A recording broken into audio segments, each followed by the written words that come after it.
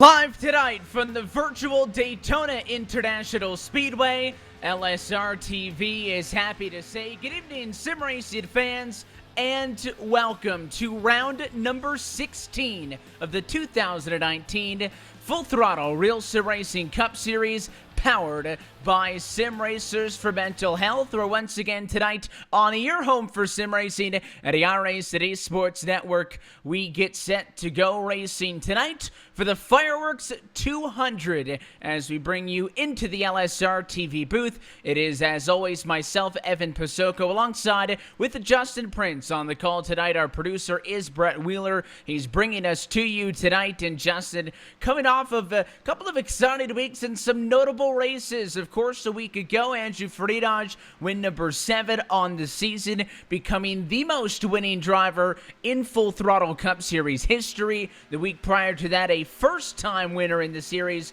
for Connor Horn.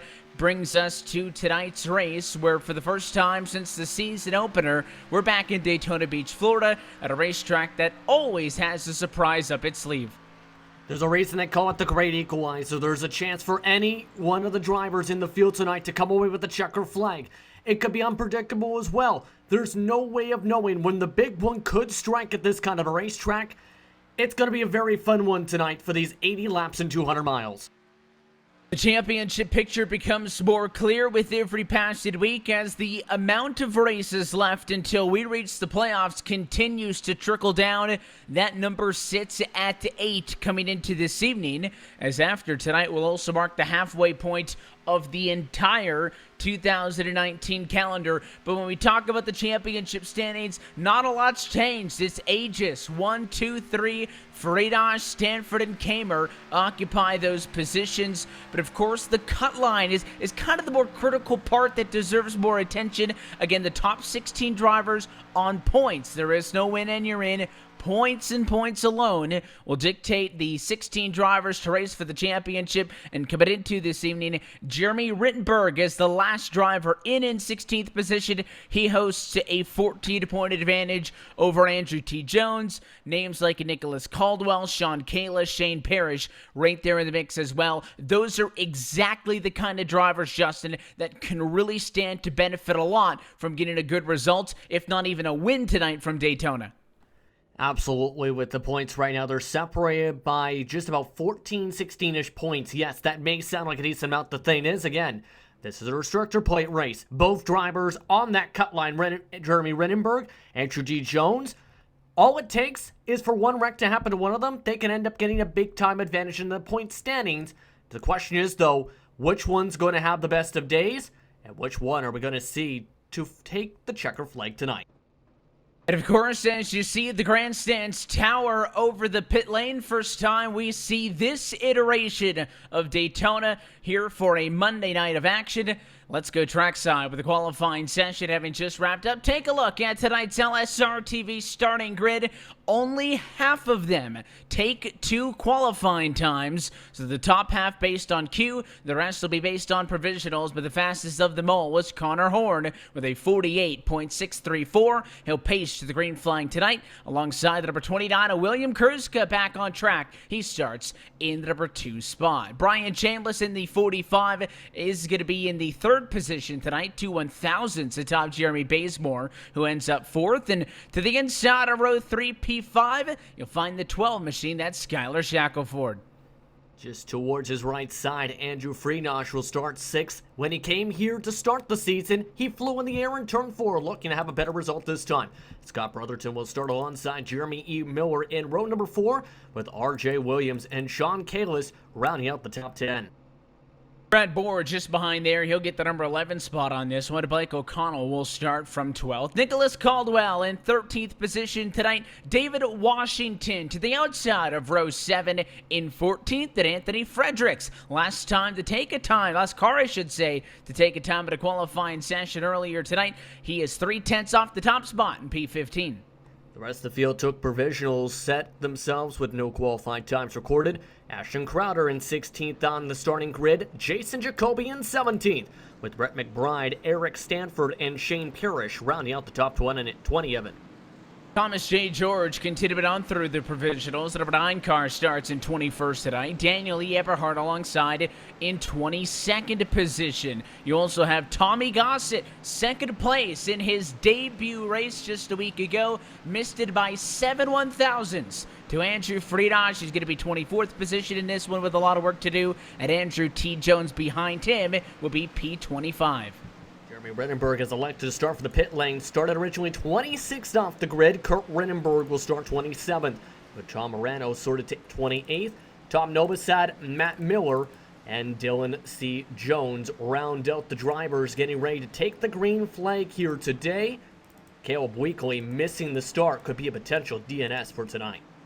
And starting grid brought to you by SimRacers for Mental Health. SimRacers for Mental Health was created in October of 2018 with the goal of raising awareness of mental health through the sim racing community. Big part of this Full Throttle Real Sim Racing Cup Series. Let's talk a bit about Daytona. Of course, just at 80 laps on tap for this evening's race means that we'll go racing for 200 miles in this evening's Fireworks 200. But we all know at the tail of the tape, 2.5 miles around, and that ever so daunting 31 degrees of banking, the difference maker.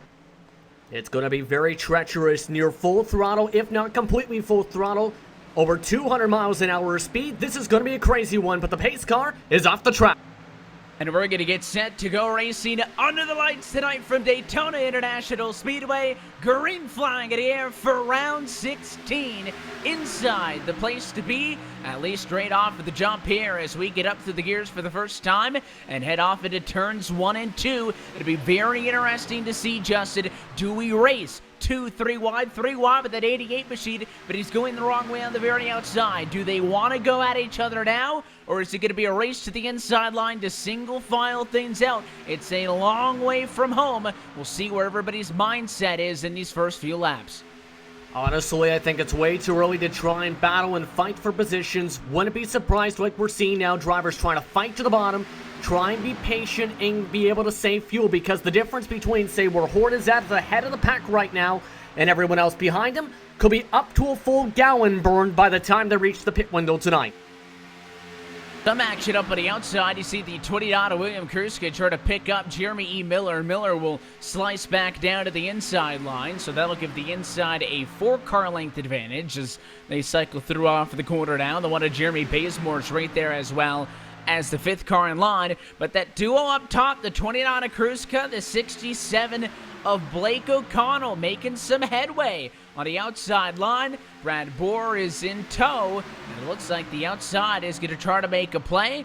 After these drivers really struggled for the opening 1.5 laps, they've got the momentum, and they'll try to carry it off at the outside of the corner. Let's see what they can do this time at the line. Looks like Connor Horn going to hang on to it on the inside. He'll lead that lap, but he'll be nose-to-nose with Kruska to turn 1. Yeah, and even though it's early on to try and race, yes, some drivers may say, like we're seeing now with Kruska, might want to try and get to the front and be the lead car, try and be in front of the potential incidents, and know that they're going to be potentially faster. Right now, just 194 is Horn with the driver on his bumper. Kruska running nearly 200 miles per hour, a big difference in speed on the 3-car bump draft. So awfully aggressive, and this package allows you to get up on each other like this. Of course, saw a great race at a Monster Energy NASCAR Cup Series just yesterday and saw plenty of 2-3 wide racing. Well, this current aero package on the iRacing service, identical to what you'll see on the racetrack any given weekend, so it shows to show you just how racy this package is, of course, if drivers are willing to work with it. We did see several off at the very start of this decide to get down in line, play it safe, drop back. In the case of the 88 of Friedrich, who is now running in 15th position after starting on the outside of row 3. But then there's the other ones, the Kruskas, the O'Connells. They want to make some noise, and a big run this time down to turn 3. Kruska sees daylight in front of the field, but he will not decide to come down. So Connor Horn slices back up at the inside, and they're door-to-door once more. And I think he might have been trying to maybe wait until O'Connell was clear, try and work with the 67. It's going to be curious to see what they decide to do, but an interesting move by Jacoby trying to make it 3 wide on the outside of the back of the lead group. It's the 3 car, the only one up on that third lane, is instead of staying behind Caldwell, he went up to that very outside line. It is not going to work, though. Awfully difficult to make a third line work on your own, even more so if you're making the move into the corner, and it looks like that he wants to do it again. Sticking a nose out, just not going to happen. So he'll tuck back in line for the moment, and maybe that'll be a sign if you're the half dozen or so cars behind that 3 machine. If you want to go to the third lane, you know you got at least one driver that'll probably bite on it with you.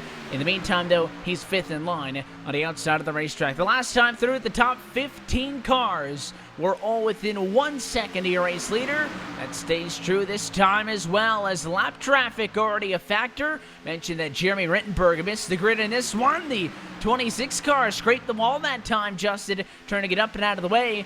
Pretty critical because we mentioned Rittenberg came into tonight the last driver in on the championship bubble, currently running 30 out of 30 and now a lap down.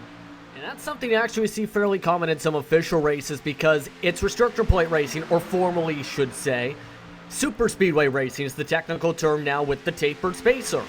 Many drivers come into the race thinking there's going to be a big one early on, and if it doesn't happen, and you end up staying green until you have more than yourself a lap down, you end up losing on the strategy. So Rittenberg's got to have to hope at this point, he's in the lucky dog spot, that there is an incident that he is able to avoid before anyone else loses a lap in this race.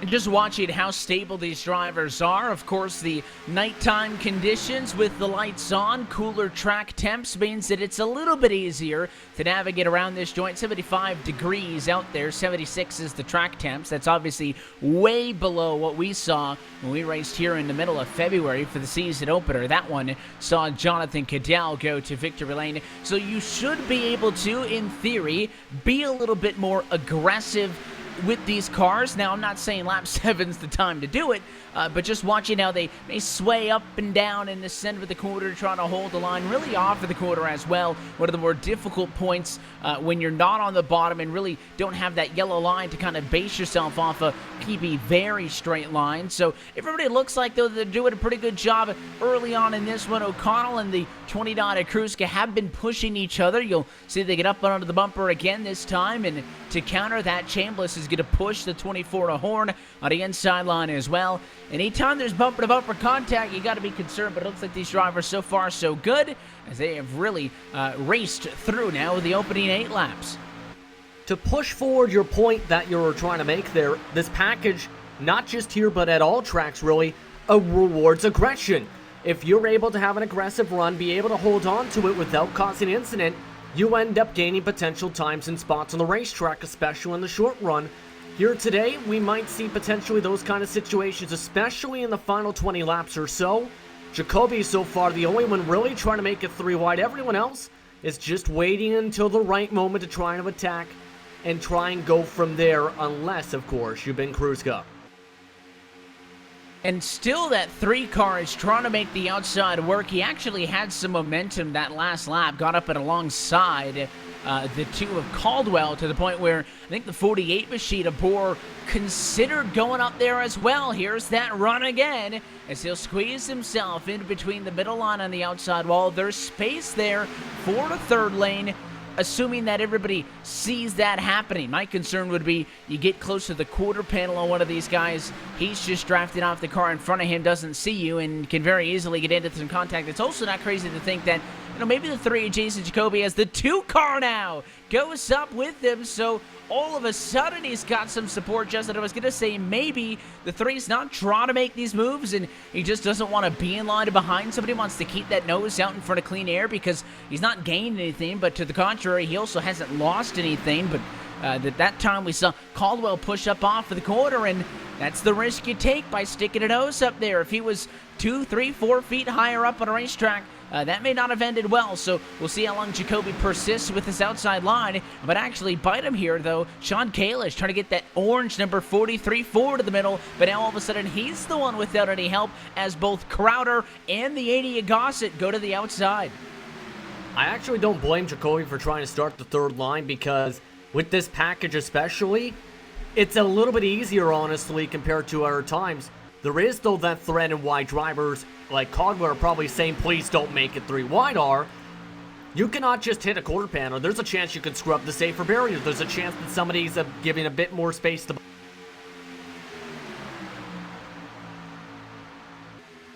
And just how tightly packed they all are there in line up at the front. Your top four, maybe a half a car length is the difference. And Jason Jacoby has just instantly recovered from that amount of ground that he lost. He's right back up alongside the two machine of Caldwell here. Of course, the full interview is going across at the top of your screen. But the way it looks now, these drivers don't seem to be pushing the issue. However, I think they're still a little bit too close for comfort for me. And you're 12 laps into an 80-lap affair that is 20 laps shorter than what we saw, of course, in February for the 250-mile race. And it's important to note the differences, what that length does to our strategy in this race, because this is pretty much assuming that it is green, and we'll see green flag pit stops unanimously across the board. A two-stop race, Justin. You can't go 40 laps. You're much closer into the 30 to 32 or so range. And the way that just 80 laps works is you can't really stretch it to one. Short pitting for 3 doesn't make a ton of sense. It's pretty clearly 2 stops is the way to go. We're 3 wide now, though, as that outside line has finally picked up some juice.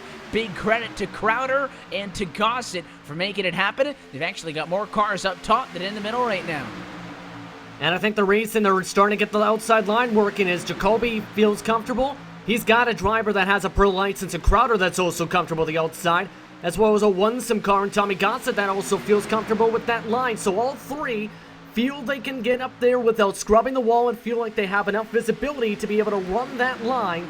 The thing is, though, I think they might need at least one more car to be able to try and do something to try and attack for this lead. And we'll see if they do get that 4th car in line, or if someone else is going to come up and help. Looks like Brad Borer was going to jump up, be that extra car. He drops now down to the inside. It's the 80, and it's the 2 car to the outside. Nicholas Caldwell, he was the one who was flirting with that outside line a little bit earlier. He'll jump up in front of the nose to Jacoby. Here's the push off of the corner, and it'll be 3 wide for the race lead. This time at the stripe.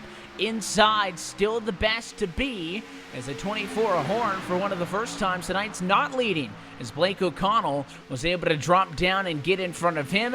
The lap is led by the 67, but now it looks like Kruzka's in the best spot. He's got a heck of a shove from Miller as the outside loses a bit of time there. Yeah, Caldwell jumped up to the outside line, but it looks like some of the teammates lining up with Miller and Chaco for a big-time dive. Kruzka back to the point. But as this is all going on, mind you, Evan, they got to start thinking about fuel potential in the next 10 laps, because the pit window is up to lap 32-ish. With the rate they're going, they can maybe stretch it to lap 33, but it's going to be chaotic in these next few laps, especially once that window gets wide open you referred to. And when we talk about that, of course, you don't have to push it all the way either, unless you're planning on saving the 1 or 2 seconds that might be on the table by one of your, probably the last trip down to the pit lane for fuel not being a full tank. I highly doubt that the drivers are going to be that worried, so the window could sway even shorter to 28 laps. Would be pretty even to split this race into thirds for your 2 stops, anywhere from 28 to 32. Probably that window for the first set of green flag pit stops. We're already halfway to that point. Again, 29 of the 30 cars who started this race are on the lead lap. It is still just Jeremy Rittenberg a lap down. Now, in fact, 2 laps down after he did not make it to the grid to take to the start of this Fireworks 200. I really thought, though, Justin, that that 3rd line had it. They had the speed, they had some momentum, they had the numbers, and they've dropped off just a tad bit. I certainly don't think they're done yet. Crowder still in line, Gossett still there. Those were the 2 that really picked up Jacoby and brought this thing to life. But with all of the very aggressive pushing going on the inside of the middle, as you see now, Miller, who just pushed Kruzka to the lead, he drops now down in front. All of those drivers working together, continuously drafted off one another, going to make it very difficult for the outside to make up that kind of time. Yeah, I think all 3 drivers on top of that are working with each other to try and make sure they're on the same page, because they might know each other, of course, from some of the official races on this circuit, so they're trying to get communication together. The thing is, though, again, it's not going to be as easy, say, as the middle line with the amount of drivers they have. because you don't have as much of a quick speed against the wall, at least on the iRacing surface, compared to that middle line once they get down the backstretch. So that line, I think, might be dying out for a little bit. It might come into play later on, though, I think, if you have someone battling for the race victory. Now that all stretches out a tad bit, so some of the most separation we've seen since the start of this race, and good chance to kind of catch our breaths and see who's been making moves. Of course, Nick Caldwell, 13th to 4th. The Jason Jacoby entry, who feels like he's been up here the whole time. He actually started back in 17th position and has gone up to 8th. Ashton Crowder up a bit. Tommy Gossett, 24th to 12th. So we said that this race package allows you to, granted if you're aggressive that is, to make moves, and about a half a dozen drivers closing in on making up 10 spots already, as there again goes the 3 to the very outside. But the 12, the 2, the 24 lockstep with each other, as Shackleford now will drop down to the inside, and he'll look to lead at the completion of lap 19. And it looks like they're now getting very dicey and aggressive all of a sudden. Horn's trying to block Jacoby now. Caldwell's been trying to block that high side. It's getting very aggressive and very dangerous if you're in that middle group. And I think it's why some of the drivers that are currently outside of that lead group and just about half a second back are starting to drop back in case things get a little bit too aggressive. And the question is, if that happens, are you able to get out? If you're on the bottom line, probably not. If something happens, and a Farinaj who started 6th and runs to 19th is looking pretty smart right about now. So it's easier said than done to be able to walk that limit. And I think that when you mentioned some of the drivers on the radio with one another, if you're chatting, if you have numbers, you can leave some space with each other, and it can certainly help. But for a lot of it, if someone's pushing you, you can't just back off. I mean, you're in this thing, so I think all of the drivers racing up here for the race lead, well, they don't want to get into an accident now quarter distance in to this Fireworks 200. I think they've all kind of accepted the fact that, listen, if I'm going to race like this for this long, this early in the race, that they're kind of accepting the risks, and that's part of it. Yeah, that's exactly the thing. Some drivers, they might say, you know what, I'm going to wait until we're at the end of the race to start and push. Others might say, it's a race. I'm going to fight for positions the whole 80 laps and so forth. And we're seeing the drivers at the front say that, saying, why go to the back and risk not being able to get up to the front in time or getting into a big one while trying to come back up when I can be one of the main contenders the entire night long? But I'd like to keep a note now on the 24 and the 3 we've been seeing with that tandem draft. That is something that actually can work with this package now. And if Jacoby times it up while being able to control his temps, might be able to actually push Horn to the point if he does it right. We'll see. Connor Horn's been one of the drivers who's seen the clean air for most of this race and now finds himself on the other foot. Give it a shove to the 23 of Jeremy E. Miller. These roles were reversed for much of this contest, so I think those drivers pretty comfortable working with each other. I saw the 3 once again peek to the outside, but wasn't willing to put all the chips in quite yet. He's still got Crowder, still got Gossett there. And with an even amount of cars at both the middle and the inside, it's possible. But there you go. Connor Horn, nicely done, pushing Miller back through and very much in sync, dropping down to the inside, going to 1-2. Yeah, and I could see that happening when Miller was starting to see the tandem drafting and say, I'd want to get some help from my teammate to get back up towards the point. But should note that's now a 1-2-3 actually for HBR's group up at the front. And when you have cars lined up like that, it can be a little bit more difficult to try and break up the pack and try and break up the teammates to try and get your own agendas on forward on the circuit. And looking at the way that this is shaping up now, lap 24, maybe 5 laps away for the pit window opening. I thought that the big single file line might have been indicative that they were starting to think about pit stops, but as quick as I start to think that, the 24 Horn's going to jump right back up to the outside, and now we'll go 3 wide. How about Chambliss splitting up the mix, and he'll separate Jacoby from the 2 cars who have helped him the most. sliding in front of Crowder now. So a nice drive by Brian Chambliss, who started up front but dropped the back quickly to get back up and into the mix here and kind of insert himself and split up that trio that had been trying to work the third line. And now at the very front of the field, Shackelford will step out. He'll go to the top side, the outside lane here, get a push from the 24 of Horn, and I would assume if he's clear, he'll drop down in turn 1. Yes, he does. So these drivers, Justin, well, it's not as simple as it once was when it was the two-car tandem and you would swap with your drafted partner. In this case, we're looking at a group of 3 or 4 cars who are doing it together, but same concept. You don't want the same car pushing all the time, or those engine temps are still going to get up regardless of how cool it is out there. You can't run with that front nose completely sealed off. So that's why you see these drivers swapping out the spots. It's all part of the plan.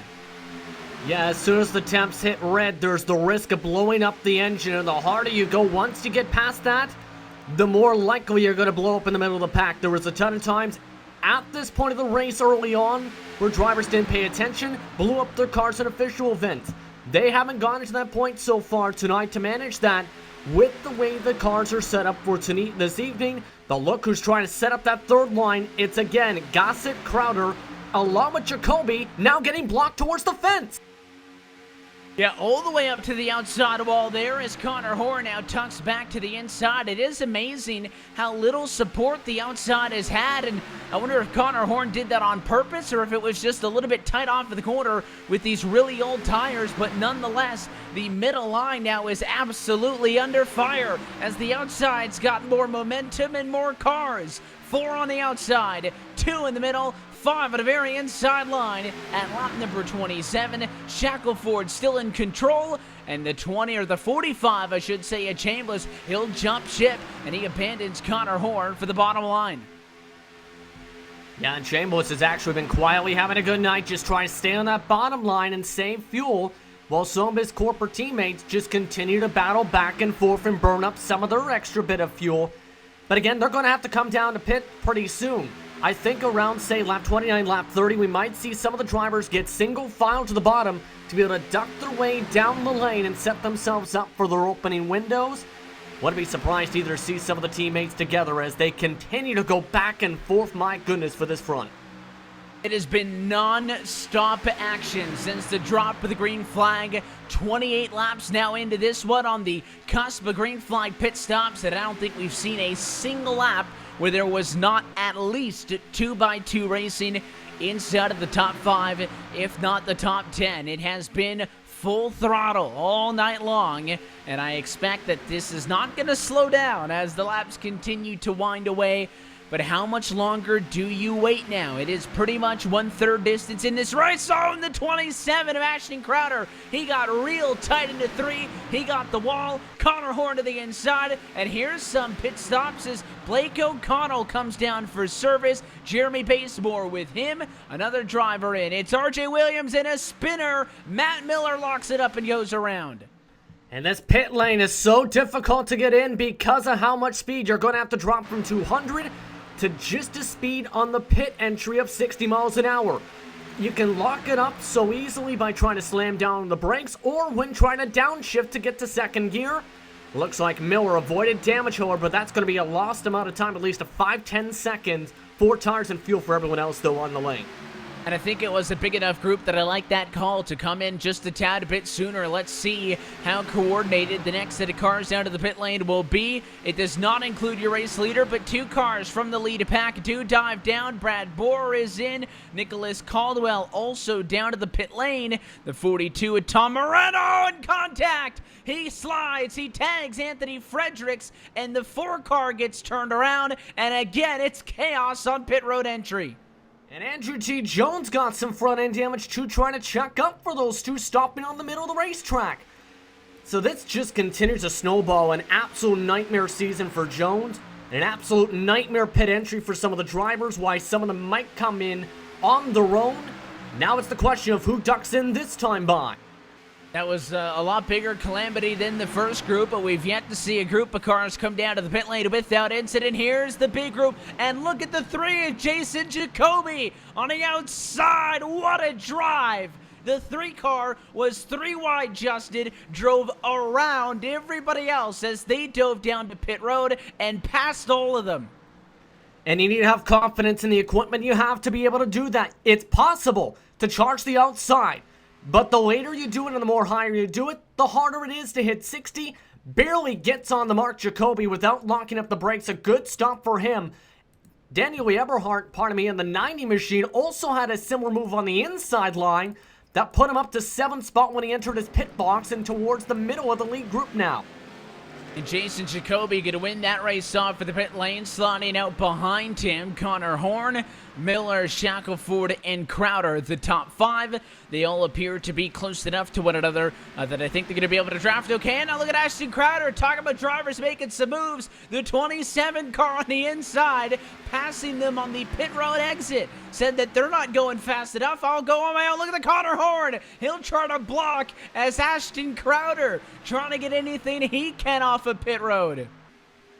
And William Kruska also lost himself potentially a chance on the lead lap because he lost it on the apron and moved across the double yellow line. And that could potentially be a blue cone violation. That could give him a black flag. That's the question of, does he have to serve it now? Absolute calamity as all the drivers now going to have to group themselves up. The earlier you pit, yes, you're going to have the fuel disadvantage. The faster you'll be, however, and the harder it is for some of the drivers to get tucked back into line and get themselves organized, which is why, in part, Horn is to the race lead once more. And that separation is really what kills the 3 of Jason Jacoby there. He was too good on pit road. He passed them all. He got a little bit of a gap out in front of them, and then they grouped up before him. He'll get picked up here, so he'll fall to P5. Not the worst it could be, but Jacoby's not going to lead this pack, and that is going to be the black flag for the number 29 at Kruska. You have to hold the apron until that cone on the exit at 2. Of course, he got loose, wasn't able to do so he'll come down to the pit lane to serve that, and really a bummer for a driver who we hadn't seen in quite some time. Justin was having a very good evening, and just like that, he finds himself out of the battle up front and kind of really needing a quick caution here to stay in it. Whoa, hold on, lead car's in trouble. The 24 car, Connor Horn, got tagged. He is spinning. Caution flag is out, and there's more cars in it, and it is a mess in turns 1 and 2. After Connor Horn lost a lot of speed getting pushed by the 23 car, and the 24 car, I don't know if he lost the engine or what happened, but there was smoke. The 23 got into him, and something happened with Connor Horn in front of the pack, and we were with that one live, Justin. There was nowhere for the cars behind him in line to go. That was definitely equipment failure, hardware failure specifically, because if you look at the tire specifically, if your steering wheel or brakes lose connection just at a split second, you can lose control of your entire car. That's what happened. Locked up the brakes and the steering and nowhere for anywhere to go, specifically his own teammates. An absolute calamity and a big one. Brings out the first yellow. Even with those clear spoilers, you just can't see something like that coming. And Connor Horn just confirmed on the radio that his wheel disconnected. It is a uniquely sim racing challenge. Those kind of hardware failures do not happen often, and they even more rarely so happen when you're leading laps at Daytona. That group had run a perfect race, working together, getting through the pit stops, and staying connected just for all of it to go away in the blink of an eye. Yeah, that's unfortunate as heck for Connor Horn, because I think he had one of the winning cars tonight. His teammates as well are not going to be really not sure what to really say, because again, I don't think something you can blame on Horn is you don't know when your steering wheel is going to do exactly that. And in turn now, all his teammates actually with severe damage that could kill them the rest of this race. It's going to be interesting to see where they go from here, but it looks like most of the field is electing to pit to be able to top off on their fuel. I'm not surprised by this. They aren't going to be able to go the distance, but I mean, even a lot of them, Ashton Crowder, the lead car into the pit lane, he's got damage from that exchange, so maybe he'll sit into the pit lane for a little bit longer to try to get that car fixed. But It doesn't make a change in the strategy. You're still not going to be able to go to the end of the race with this fuel on board, but it is an opportunity for drivers to get damage fixed, and just as I thought, I mean, Crowder's going to give up a lot of track position here, but it needs the front end of the race car to get touched up. I feel like a lot of drivers going to be getting damage repaired, and ironically enough, it's Jason Jacoby who all of a sudden is the first car off of the pit lane in that group. Yeah, the thing is, I think the part of the reason, of course, too,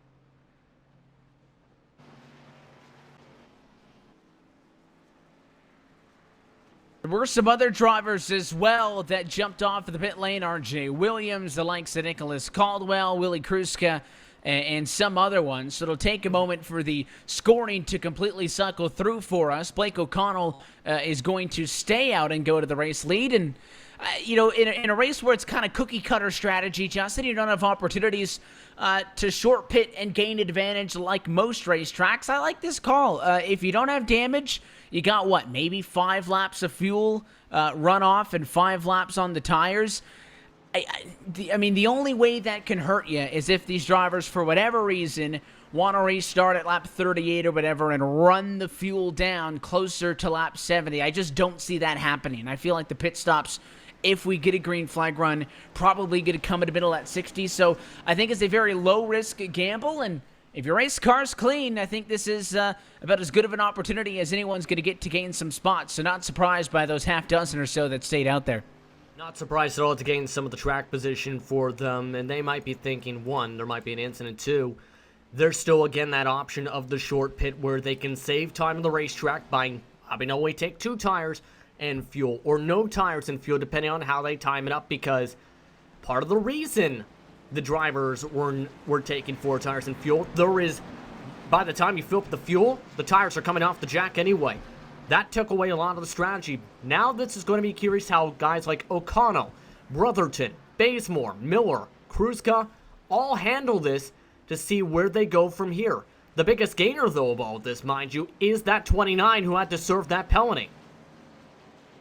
It is, and it's certainly good timing. I mean, we had just said that, hey, he needs the yellow, and the advantage of racing at a 2.5-mile racetrack is that Kruska could come down to the pit lane, serve his penalty, and, of course, if he ran out there by himself, he would have been in Jeremy Rittenberg territory losing laps. Instead, he's not out there for that much time, and all of a sudden, he stays out, and he'll actually gain positions and probably end up right about where he was. So, big breaks for the likes of Kruska, for some of these other drivers. Also gives Jeremy Rittenberg, notably, Justin, an opportunity to get a lap back. Again, he had been 2 laps down and falling more down.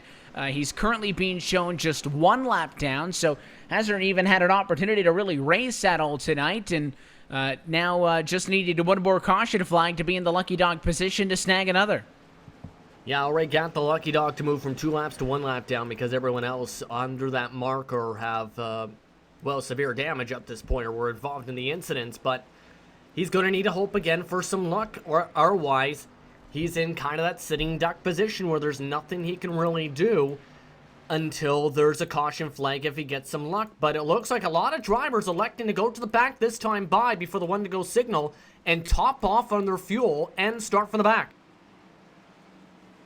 Interesting to see if this is going to affect the strategy long term or if it is just a better safe than sorry. But some drivers indeed deciding to come in and top off as the lights on top of the pace car have gone out, and we will get set for our first race start of the night here from Daytona International Speedway. If you're just getting with us, been green through most of it, 1 yellow for a hardware failure on Connor Horn, race winner 2 weeks ago.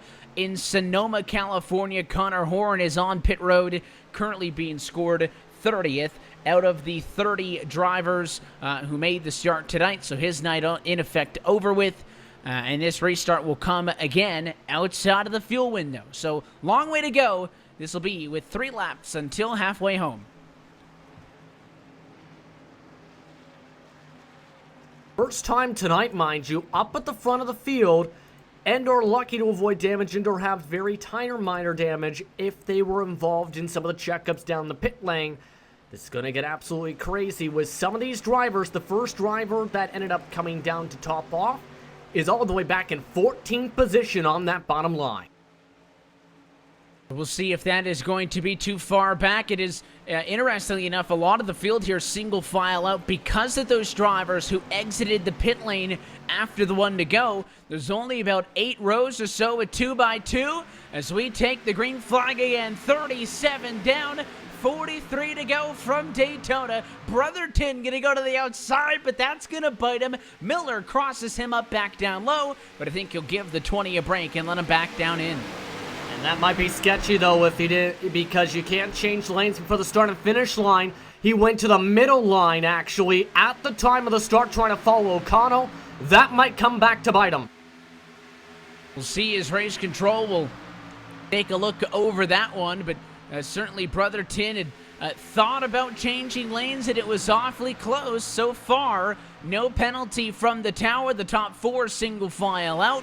Brad Bohr is the first driver on the outside line of the racetrack. That's the number 48 Chevrolet, pushed by the 6'4" of Andrew T. Jones. But a lot of separation on this restart, more so than what we saw on the drop of the first green flag. We did see that outside line need a lap or two to come in, but I don't think they ever dropped 4 or 5 car lengths back, so we'll see if it's going to be an ongoing issue as Andrew T. Jones is struggling to keep it on the back of the 48 car.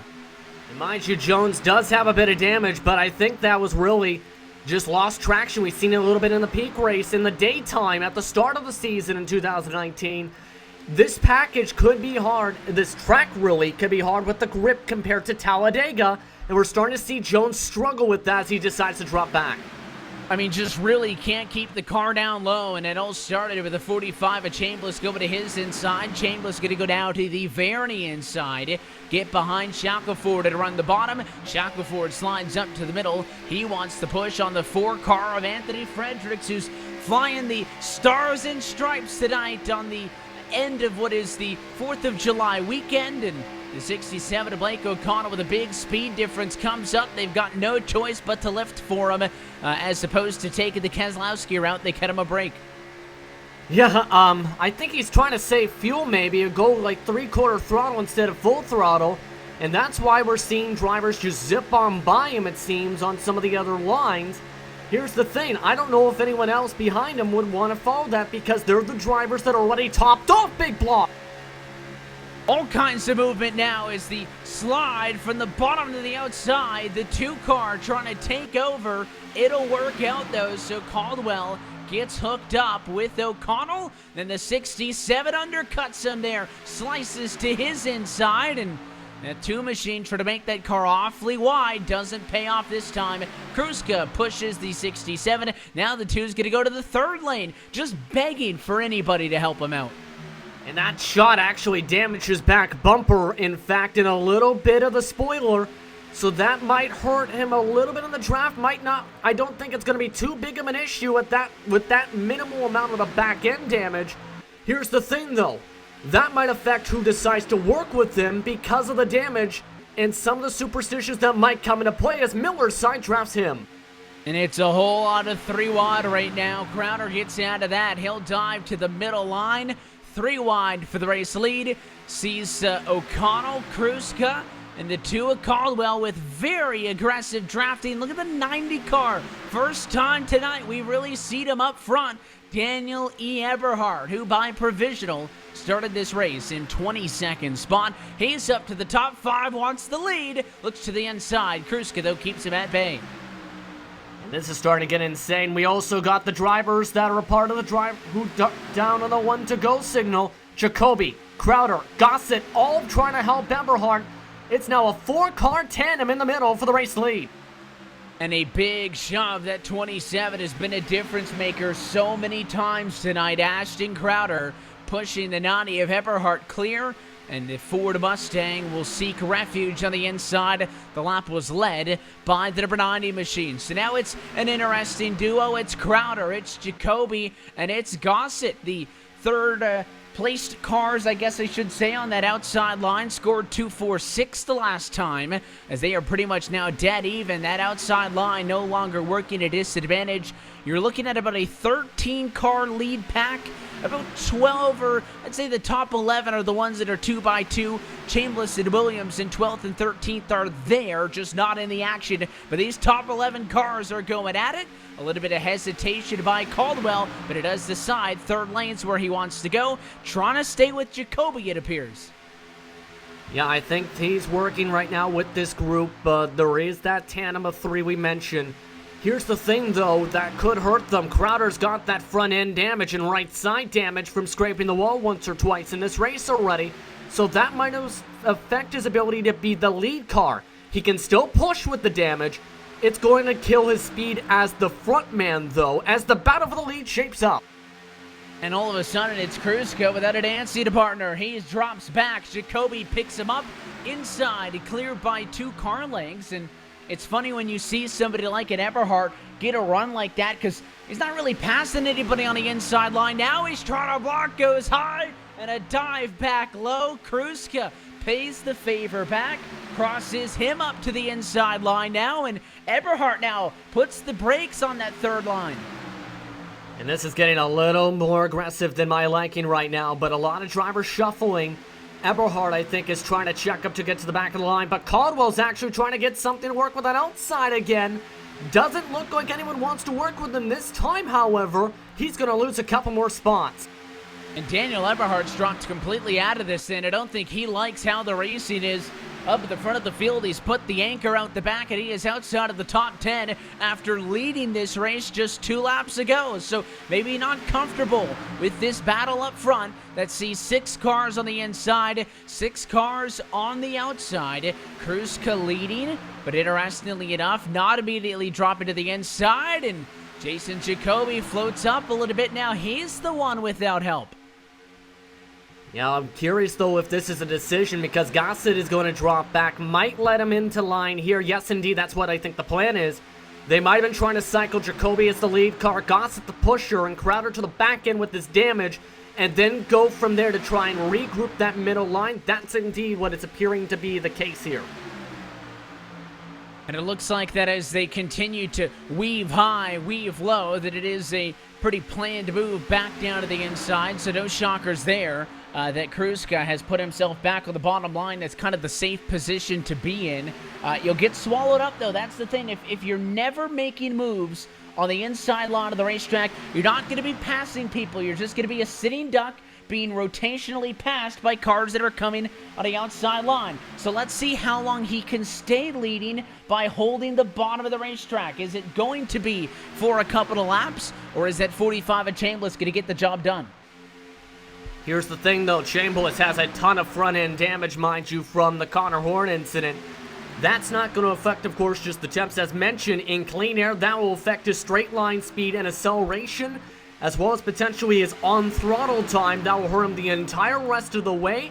You can see the major difference already. They lost 2 car positions, technically, heading into turn 1, and the speed difference at least 2 miles an hour on that midline to the bottom. Waited a tad bit since they were 3-1. It is still going to be chaotic. These positions, of course, are changing lap by lap, but since we have crossed the halfway point in tonight's Fireworks 200, let's take this opportunity to take a look top to bottom at our Ford Entertainment Group midway race break, as they keep it nice and interesting for us, Justin, and they'll make it hard on us. 3 wide this time at a start-finish on. Your current race leader at the completion of lap 48 is William Kruska. Blake O'Connell going to be scored in the 2nd spot. Brian Chambliss is 3rd. Scott Brotherton 4th. And Skylar Shackelford rounds out your top 5. Nicholas Caldwell is P6. Matt Miller in 7th. Jason Jacoby's 8th. Ashton Crowder 9. And Jeremy Bazemore rounds out your top 10. RJ Williams just moved up a couple spots from 12th inside the top 10 portion. Tommy Gossett was 11th last time by. Brad Borles with the end of the lead group, with Danny Eberhardt also making moves. Andrew T. Jones is holding on right now to the back end of Shane Parrish, but Dylan C. Jones is getting a run with Andrew Freenosh and Sean Kalis. Rounding to the top 20, Eric Stanford.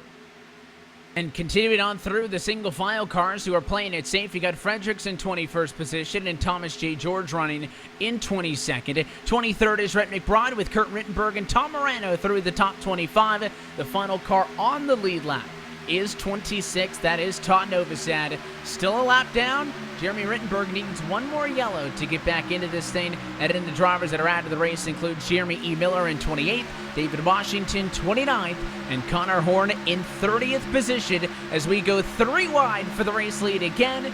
That's been a look top to bottom at your Ford Entertainment Group midway race break. FEGPC has been serving the iRacing community with custom-built affordable computers specifically built and tuned for iRacing. Your PC will come with everything you need preloaded so you can get racing as soon as it hits your doorstep. Get yours today and join the 600-plus iRacers already enjoying a Ford Entertainment Group computer, PCs to fit every budget from $540 and up. You can visit www.fegpc.net and mention code LSRTV10 to get your build quoted today. And it is the number 3 machine in front through it all, Jason Jacoby on the outside line. Is it just a coincidence that he actually has a little bit of backing from FEG and is now the lead car? But he got a heck of a push you've seen from Crowder and Gossett to help him get to the point. The question is, can he hold on? Both of them have had to drop back and save a little bit and affect their temps a slight touch. We have just under 30 laps to go, and this is where I think we're safe to go for fuel. If you pit from here on out, this is where we might see some of the strategies come into play.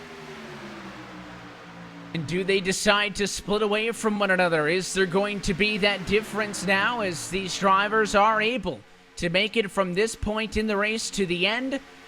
So far, of course, I think you're on the early end. I guessed under the caution flag that maybe lap 60, which is basically halfway from when the restart was to the end of the race, is when we will see drivers, even though that's not pushing it to the limit on this current fuel run, drivers just tend to like to keep things nice and needy, and we'll see if within 10 laps, if that fuel window does indeed open. But of course, anytime we get past our Ford Entertainment Group midway race break, Justin, it means we are no longer counting up. We're starting to count down towards the end, and that means that those scenarios that we've kind of pointed out a few times where somebody lifts and somebody cuts somebody a break, we're going to see fewer and fewer of those as the night continues on, as Shackelford rolls up high, picks up the 2 of Caldwell, and brings the third line back down the back straightaway. Yeah, and I think they know that they want to try and get this point and see if they can have some speed still in the race cars. I'm surprised that the cars with as bad damage they have for HBR are even running this good still for some of them, honestly. But it's been a good battle so far. The reason I bring up that pit window, though, is say you have a group of 3, 4, 5 cars. If you're able to run just a little bit quicker or same amount of speed, you might be able to actually separate from the pack after the pit window by up to 12 seconds, depending on when you do it. On the same point, however, you got to think about green-white checkers now, because the fuel window, again, is max 32 laps, maybe 33 on fuel. If you don't have enough fuel for the green-white checkers to factor that in, that can end up hurting you if, say, and we'll see if drivers are keeping that in mind. Of course, that's the incentive, which hasn't been a thing in any of the races that we've seen all time in RealSimRacing competition up until this season, of course, with the institution and the implementation, I guess I should say, of those green-white checkers is needing a little bit of extra fuel left in your back pocket for when this thing comes down to it. The way it has always been is you can pit with 30 laps to go in a race. If the fuel window's 30 laps, no longer. You need a little bit extra just in case this comes down to it, and that I think is even more incentive, Justin, to go for the lap 60 window as opposed to trying to stretch this one out and go for the way short pit. It'd still be nerve-wracking a little bit, I think, for a green-white checkered situation, but I think it'd be safe at least for 2 of them. For the most part, in a lot of the official races, they've only seen 2 green-white checkers, maybe 1, because it takes a full lap alone to get up to speed. Speaking of up to speed, Jacoby to the race point again. You get the shove from Kruska, and it looked like the 29 was going to go down with him. Then there was the second thoughts, but he does. So Kruska tucks in line behind the number 3 of Jason Jacoby, and they'll work the inside line now, just them, as the 45 car of Chambliss assumes the top spot on the outside, and he'll be pushed by Crowder. The 2 cars still up there. Nicholas Caldwell's been the warrior of that third and outermost lane, and on his own, Justin. That's basically exclusively side draft. Look at him go on his own. He'll get all the way up to P3, but I think that's where it'll stall out. And that's how much some of the checkups are happening as cars come in the pit lane. Diving down to pit road, 56, we do see a few of the cars from the lead pack come in. It is not a majority of them, but Rittenberg is in. Both of them, in fact. Jeremy Bazemore, Andrew T. Jones, Matt Miller. You've also got Williams, Brotherton, O'Connell, Washington. So those are the drivers on the pit lane at the moment, as the other half, maybe the front half of the lead group, races down the backstretch. Now here's the question, what are they going to decide to do? They might be able to get away with 2 tires and fuel, some of these drivers. It looks like most of them are going to elect to go with 4, but this is going to be curious now. How many cars are they going to in their lead group? Because if it's faster than the other pack, they might be in the case to jump by some positions and or take the race lead at the end of the cycle. It's going to be very tight. Very tight indeed. No takers that time through. They want to stay out on the racetrack. So the way that they sit at this very moment means that they'll push it a bit further. Now separation. Is this going to be an indication that they're going to dive down to pit road? They're not all over each other's bumpers down the back straightaway. Of course, that's a long trip to turn 3 to be able to do so. They're also now catching up to all these cars that just pitted. So you got to watch out for slower traffic kind of ruining your run here and getting in the way. Let's see how well organized all those cars are. They're kind of 2 wide blocking a racetrack off of 4 as your leaders are in the center. Still not diving down, staying in that larger pack. And look at the pack just in front of them. Those include a lot of the drivers who just pit, mind you. They're only still in the 182s, a lot of them. RJ Williams, 191. I don't think they're quick enough quite yet. They don't have the numbers, I don't think. They're able to keep. A little bit of a close call there. The 44 machine is one of the slower cars that has already pitted. He held the bottom in that lead pack with the, I'd say, a 5-mile-an-hour speed difference. Came rocketing by. Here it is now as they slice to the outside, and the 23 is almost in the way. Bazemore's going to get up and clear them, and it is a third-line squeeze through the middle for those cars to survive this one. Jacoby, Kruska, and Crowder really showing how brave they are, not wanting to lift in sacrifice time. That was an absolutely risky move to even consider that, honestly, going from the bottom to the top. I know he was trying to get out of the way of the pitting group, but you're doing that right as the leaders are coming by. You got to think a little bit about when you're doing it and how you want to do it. That was a little bit dangerous, I have to be honest right now, but as I was trying to make the point of, I don't think those undercutters have the numbers they needed to be able to get the speed to pull away from the drivers they're now mixed in that are still in the lead lap. They're not going to cycle to the lead. There's a chance they might actually lose time from the undercut now. And I think that's when it comes down to, of course, the strength in numbers. It's exclusively that, and that's why I made the point when we saw those company cars stay out under the yellow, Justin, that in every other race, aside from, of course, Daytona and Talladega, you go for the undercut, you're saving time, guaranteed. Oh, caution now. Lap 61, the caution flag is out, and all of a sudden, that'll split the fuel strategies. And that nearly, pardon me, turned into a big one because we've seen Caldwell completely sideways after contact with Andrew T. Jones and Shane Parrish, but a heck of a save by Caldwell to be able to not turn across the field and collect the back half of the pack. Absolutely amazing save for the number 2 machine. Unfortunately, that's going to potentially hurt his horsepower. And it was that lead pack as I think the 2 machine wanted to go down to the inside, and unfortunately it was Andrew T. Jones who again's a lapped car. But just because he's a lapper doesn't mean you can cut his nose off, and the 2 machine comes across his nose, gets turned. It is a very good save, but he was sideways enough for that to trigger the caution flag, and because of that, we are under the yellow flag. And in some kind of weird, twisted way, Justin, I think that's actually going to help this lead pack because, again, they had just swallowed up and lapped a majority of that first group that had pitted. So as long as you weren't one of the cars that got damaged, you're going to be able to pit, maintain your track position, and be in a pretty good position. Yeah, for the drivers on the lead lap, yeah, you're not going to lose anything. All you have to do is come in, take your fuel, preferably 4 tires because the amount of time and fuel you're probably going to have to take at this point and go from there. But the drivers you referred to that are now a lap down because the undercut, they lost track position and cannot potentially top off unless you're the lucky dog driver. This is going to completely hurt them because a lot of them were still inside the top 10 before they ducked down. Now they're going to have to work from the back of the field with at least up to a 10 lap fuel disadvantage as the race laps tick on down. Not a surprise here as Jacoby will come to pit road. Everybody on the lead lap will. So Jacoby, Kruska, Crowder, all the way through Eberhardt, Chambliss, Paris, Shackelford, Caldwell, all those guys top 10, they have to pit. The cars that you see are staying out have already pitted and, of course, are going to be good on fuel to the end of this race. However, they find themselves in the position now where they are going to have to stay out to take the wave around. And what that means is they will be at the very back of the pack for the next restart up. Still a chance to win. Top 20 cars, anything's possible when you're racing at Daytona. But this pit strategy has certainly really changed things up. What we'll do, though, second to caution flag of the evening. We'll take this opportunity to step aside. And when we come back, we'll be soon for a restart inside of 15 laps to go. Who's going to take the Fireworks 200? You're watching LSR TV's coverage of the Full Throttle RealSimRacing Cup Series on the iRacing Esports Network.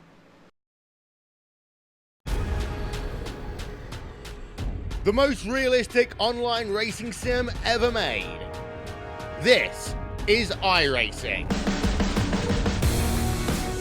Detailed laser scan tracks, fully dynamic real world cars, and over 50 series to choose from.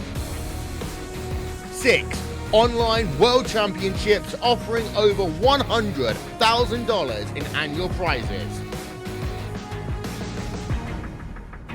This is the original esport racing game. This is iRacing.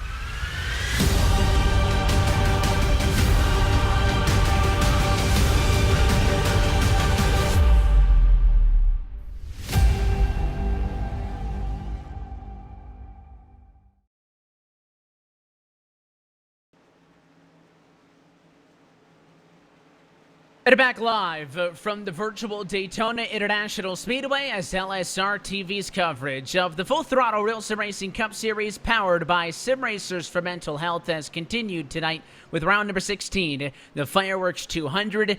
And what a night it has been, Justin Prince. The second yellow just of the night coming now. A split fuel strategy has sent a lot of the fast cars to the tail end of this 24-car lead pack, but it is going to be a 15-lap to go restart this time by everybody good to go the distance. Yes, indeed. Except for the drivers, mind you, on the waiver rounds, if we say get to a third green-white checkered onward. Otherwise, you're going to see an absolutely crazy race at this point. 15-lap shootout to decide it. It could be 3 wide off the gun here. And all I'm saying is there's a lot of race cars still on track as the green flag flies. 15 more laps to decide a race winner for the 16th race of 2019. Inside, just a little bit better, but Kruska, there, lockstep to turn one. It's the best restart the outside's had. And a big wreck in the back. Couple cars 44, that's Kurt Rittenberg spinning. No caution. We're staying green for the moment after they spun down off of the racing surface. We'll see what happens. It looks like all of this started with the 42. Tom Morano, he's the one that got turned out of line, but there is no caution. There's 2 cars involved, and we stay green. Technically 3 or 4 in total because Brotherton also got involved. Parrish was the one who also got some damage. Well, Crowder was the one who ended up hitting Morano on what appeared to be a potential misshift. That ends up collecting a bunch of the drivers there and ending Morano's day potentially. But we stay green, but that also broke up the lead pack to just 12 drivers. Maybe that little bit of space will calm things down. Do we see some separation and level-headedness, or is it going to be right foot down all the way home as these drivers now have an opportunity to catch their breaths, figure out who's around them? And I wonder at this point in the race, Justin, just outside of 10 laps to go, are you still working with other drivers, or is it every man for himself already? I think you're still working with drivers until maybe even 2 to go. Then once you get to that point, it's I'm going for the race win. I'm going with the fastest line. Before then, you're sticking with your teammates, I believe. You're communicating, what are we going to do? How are we going to do this? How are we going to get to the front? And go from there. Because you don't want to make the move too early and then look silly by taking the lead set with 5 to go, then getting freight train and falling back to, say, 7th at the checker flag. You'll know third line action. Of course, the drivers who have made the third line a thing. Jason Jacoby, one of them, is leading on the bottom, so he's got no need to. Oh, what a move by Kruska. He's going to get turned by Eberhardt. And there's the big one as the front pack comes together and they wreck him down the back straightaway. Well, that was crazy. Essentially, it looks like Kruska tried to move to a middle line or trying to get underneath Jacoby. But Eberhardt just timed down the move to try and follow Kruska, I think. Accidentally hooked the 29 and just ricocheted off the wall with Shackelford to collect everybody else involved to bring up the caution flag and regroup things with 10 laps to go. And it's, right, and well, basically exactly what we saw is what we were talking about, what might happen when we were away on commercial break. Jacoby went up to control the middle line, went a little bit too far. The 29 of Kruska crossed him up, went to the inside, and I think there might have been a little bit of a feathering to the throttle by the 29 to make that move, because Eberhardt, who was pushing him, all of a sudden ended up on his right rear quarter panel as opposed, to lined up with the bumper. And when he came down, it looked like the Donnie machine tagged him, and some drivers are not happy on the radio. The 90 machine not happy with Kruska for blocking, but I think when he gets a second look at the replay, he'll see that I don't think that was what the case was. I don't think there was a case of blocking either. Honestly, it looked like he tried to fall and try and get underneath Jacoby. Well, Eberhardt tried to follow the 29, just misjudged the situation, I think, essentially, as we've seen already a couple times. Yeah, I think he's going to go back and say, I was wrong on this one, and then see how he goes from here. But now, you know who this does help, though? Because Andrew G. Jones, mind you, got some engine damage from that incident off the restart. Jeremy Rittenberg, he's in a lucky dog spot. Now he's in position to gain points. And of course, it has been a long, slow crawl for Jeremy Rittenberg to, try to get back into this thing. And I was bummed out for him when he didn't get his opportunity under that last caution flag to get back onto the lead lap. Finally, he will get the lucky dog. And for the first time this evening, since I think lap 1, when he was was on the lead lap, but that was about a half a lap, because very quickly he went a lap down after starting from pit road. But Jeremy Rittenberg, 16th driver of the points, last driver in on the playoff cutoff, is going to get on the lead lap, and that just shows you that if you stay in the race and you stick it out, he's got an opportunity now to bank some points. Yeah, because again, Jones, 24th right now, still trying to get some damage because it looked like maybe minor engine. We'll have to see if he's able to get out. Because if Rittenberg is able to say get from 20th spot where he's potentially going to restart here to say top 10, that could be put him within just single digits, if not move him inside the top 16 for the postseason. This is a crucial time. It's going to be wild, I think. And we'll see how many restarts this does have. This may be our best opportunity yet to see the first green-white checker finish in Full Throttle RealSimRacing Cup Series history. Of course, that came to the service with an off week, not eligible to see that at Sonoma because road course races are without full course cautions in this series, and it wasn't meant to be at Chicagoland, although we did still get a thrilling result in that one. Tonight at Daytona, setting to put its own mark on maybe for the best race of the season thus far. I'm thinking restart will come 8 laps, 7 laps to go, right on that cusp. If the yellow comes out with 4 laps to go or less, Justin, it's not the point of no return. It doesn't mean we're done, but that would push us into overtime.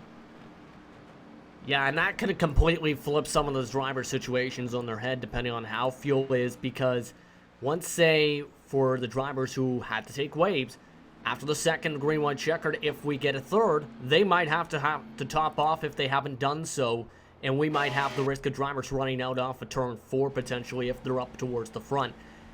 It can get very dicey, but at this point, we got a lot of drivers that have been being patient and have finally worked their way up to the front now, or have been dicing their way up at the front all day long, that could have a shot. Take, for example, Jacoby dicing his way all race.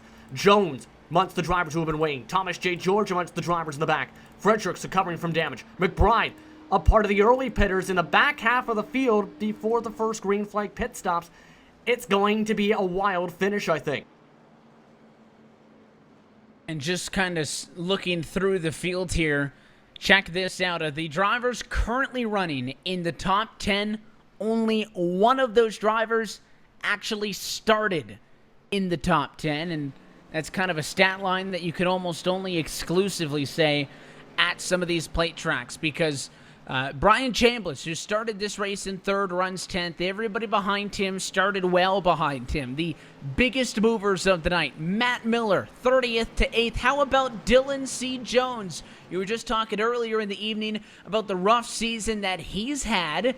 He started 31st in this race and currently runs in 2nd. He will get the lights to go out on top of the pace car, and he'll find himself at the outside of the front row. I was actually a little bit talking about Andrew T. Jones, but you're right actually about Dylan C. Jones. Just the 2 top 5s and 4 top 10s in his 8 starts so far, but has also been towards the upper hand of the incidents gathered up by drivers this season, as one of the only drivers in single-digit starts still in that said grouping. So it's been a little bit rocky, yes, but he's got a chance to try and get to victory lane, as he is, I believe, the best conditioned Aegis car left in the racetrack. Well, Aegis came into this evening occupying all top 3 positions in the championship standings. Of course, the biggest thing that they can really go for is race victories, because wins don't guarantee you in. And, of course, Eric Stanford and Kyle Kamer, the 2nd and 3rd place to Aegis cars without wins this season. Andrew Friedars is raking in those 3 bonus points per win with his 7. He'd be 21 points ahead of the rest of the field. It is actually interesting, now that I mentioned that stat line, Justin, also to toss in here that also Brian Chambliss and Thomas George, who are the other cars inside the top 5 in the points, also do not have race wins this evening. Thomas George is right in line in P3. But remember, Thomas J. George has been in position a few times this season, including helping his teammate Jonathan Candell to get to victory lane at the start of the season here at Daytona. This is his best shot, I think, to try and get a W. So at this point of the season, especially with the great equalizer, as the green flag waits. Here we go once more. 8 laps to go from Daytona International Speedway. It's Jason Jacoby collecting the green flag. The outside's right there with him again. Up to 3rd gear, up to 4th gear. Already at 170 miles an hour. By the time we hit the banking in turn number 1, a much larger pack and a cleaner start this time than what we saw in the last attempt. Yeah, and a bit more checkups actually on the ice side too. There is a couple drivers again with some damage that are trying to push right now. But at this point, you're not thinking about the condition of the engine potentially. You're thinking, if I'm able to control the temps just enough, I'm going to try and push to get a chance for this victory. As this is going to get dicey. Jacoby getting a push from George to go 1-2. McBride clears to get the 3rd. And here's the move to the outside by George. He'll go high. He's got the 5 car with him. Oh, and there's contact. The 03 is going to get tagged. McBride's collected as well. And it is a 2nd big one in a row as the lead pack again comes screeching to a halt of sparks and flames. And it looks like there that there's a checkup from Jones maybe in the middle of the tri-oval. And Fredericks didn't see, gave him a bit of a shot, ends up flipping him hard against the catch fence in the wall, and ends up causing another big incident here. Rick McBride involved. Fredericks, as mentioned, involved. O'Connell getting some bad luck. Kalis with nowhere to go. That just took out a few more contenders in this race, but has also just restacked the field and made it interesting now for Thomas J. George, the now race leader. George really wanted the 5 to come with him, and he had the help from Rhett McBride. They made the move to the outside. The 03 of Jones just stayed in the gas. The 4 was pushing him, and that was about the lightest bit of contact I've seen to send somebody around like that. I think it was a combination of the 03 hitting the cars in front of him and stopping or losing speed just in just a second, split second even, before the 4 contacted him, that it actually made it a lot harder of an impact than what the speed differential in reality was. And they had no chance. He goes down, gets O'Connell. O'Connell gets turned, takes the 5 out. Racetrack's completely blocked, and the race car that I saw up and over was the 4 of Anthony Fredericks, who got sent for a ride. He had a barrel roll on the inside line. Of course, the 03 machine's the one that you pointed out. Dylan Jones goes nose first up and into the catch fence. A huge wreck tonight at Daytona. And before we stepped aside those 2 yellows ago for the restart that would set us up for this 20-lap run to the end, Justin, I told you, there's way too many race cars still in this one. The wrecks that we had seen had been very small, 2, 3, 4 car incidents. I said, I don't think we get through this without a big one, and that's our 2nd now in a row. Yeah, that was, again, absolutely craziness. But again, you're late in the race. Drivers aren't going to give as much. They're going to try and take a little bit more. And in that case, just a little bit too much take ends up leading to the contact, it looks like. And on top of that, as you mentioned before early on, you can't quite see through these cars, obviously, even with the tall spoiler or in some of the clear windows put in for the drivers to see out their back mirrors. And that's what the results are, essentially. That brings up the caution flag and resets and restacks the field. It's going to get wild again, though, still, I think. I don't think we're done crashing at this point yet. And that may be okay, because the next time we crash may come on the white flag with the way that this will set us up for a restart. And, of course, if that's the case, the rules have not changed. If you get to the white flag, then you will race to the end. It doesn't matter how many cars indeed make it that far. The white flag is almost the end-all, be-all, and kind of the boys have at it flag. But those are 2 really big incidents kind of in sequestration there. And the caution coming at lap 74 tells me that we'll probably see a 2-lap to go restart in this. You can call it a green-white checker if you want, because it'll be a 2-lap dash, but I don't think we're going to get pushed to overtime unless we do restart with 2 to go, 3 to go, whatever it may be, and we get another yellow before the white flag, in which case we would require some extra time. Yeah, it's going to get very tight. And again, if we do have a 2-lap shootout that doesn't count to the green white checker, you still have that potential, obviously, for the sake of things. But really, at this point, you got 13 drivers, make it 14 that are still cycling around that aren't in the pit lane getting damaged right now. That's how big this incident was involved in. And there's still a lot of drivers that could have big races and big position and points gains now. With that, guess where our friend Jeremy Rittenberg is? He is now inside the top 10. He hadn't seen the lead lap, the top 20, up until that last restart when he finally got back to the lead lap after being multiple laps down for the entirety of this race. And all of a sudden, maybe that inadvertent strategy of being off of the lead lap and out of the excitement is going to pay off because he's a top 10er now. You're exactly right. That's the way Daytona is sometimes. Often cruel, sometimes very generous, and very few times anything in between. It's normally one side or the other of the spectrum. Absolutely. In some cases, it feels like you can't buy it a clean car at the checker flag, I should say, to be able to get a good finish. There's a devil's advocate go to this kind of thing, though, for Jeremy Rittenberg. He's got front-end damage here, so there's a chance he drops out of the top 10 and loses potential points if there's potential engine damage on that front nose. But it's going to be Thomas J. George as the control car when we get back racing. And we look forward to seeing how this race will run out to the end. Of course, you can join us every Monday night for Full Throttle RealSimRacing Cup Series action powered by Sim Racers for Mental Health. It's always at 9 Eastern start, and not all of the races have this level of drama and excitement and crashes. It tends to be an exclusively Daytona thing. If you're a fan of the plate track racing, don't worry. We'll return to the Talladega Superspeedway a little bit later this season. That one actually coming in the middle of the round of 12. But we hope you join us next week out as our road to our 2019 championship continues Monday, July the 15th from the virtual Kentucky Speedway. Again, right here on LSR TV at the iRacing Sports Network. But it's time to pull those belts tight one more time as the lights go out on top of the pace car, and it will be a 2-lap run to the end. Overtime is still not ruled out. You got to make it those first 2.5 miles for this thing to be official. And there are some drivers, though, that are up towards the front again that I wouldn't be surprised to see try and slice and dice. Caldwell has been one of the most aggressive drivers tonight. Got lucky with a major save after the contact with Eberhardt. He's in 4th. Gossett's been one of the stronger cars. He's in the 5th position, no damage whatsoever compared to the drivers in row number 2 especially. You've got guys like Parrish that have shown strong runs. Your winner from Talladega last time at a super speedway. And Todd Novosad with a little damage, but in 7th position.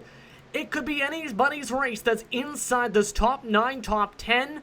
Heck, wouldn't be surprised to see someone maybe charge from the back towards the top 5 or 10 at the time of the checker flag.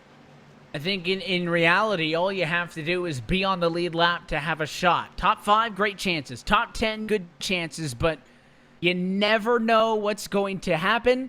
And regardless of who ends up in victory lane or how these final 2 laps play out, I can promise you it's going to be a memorable finish as we look to give out our 16th checkered flag of this 2019 Full Throttle RealSimRacing Cup Series campaign. The pace car is going to dive down. It is Thomas J. George's field to control as we say, let's go racing once again.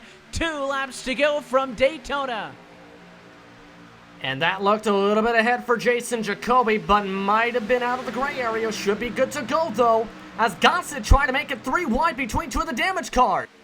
And Tommy Gossett trying to get redemption for a second place result a week ago. He's somebody else who has been really quiet, but the 45 at Chambliss is just so slow on the inside. He can't get around him, and a 45's got to pull off. And that might hurt Gossett because I think that's why he tried to make it 3 wide. Chambliss, like a parachute this time with some of his damage on the front nose. Couldn't get up to speed, but Jacoby's got to run. Jason Jacoby on the outside. He has the push from the 2 and Nicholas Caldwell, and here they come side by side at a turn number 4, looking for the ever critical white flag. They're gonna get it. 1 lap to go from Daytona. It's official. Jacoby ducks to the inside. It'll leave Caldwell with Gossett up high. And this is gonna get very dicey to decide who gets to the checker flag first here. Going to expect a lot of aggressive side drafting, especially down the backstretch in 3 and 4, as it's tandem drafting for the top 4. Gossett pushes the 2 of Caldwell. On the inside, it's Thomas J. George pushing the 3 of Jason Jacoby. They were on each other's door at 1 and 2. The race is going to be decided in the final corner. There's a door slam. Gossett drops low, leaves the 2 car. 3 cars in line on the inside. Gossett's going to take out the 9. And on his own at a turn 4, Jason Jacoby will stroll to victory lane. Winner tonight at Daytona as they wreck and crash behind him. A wild finish, have to say the very least.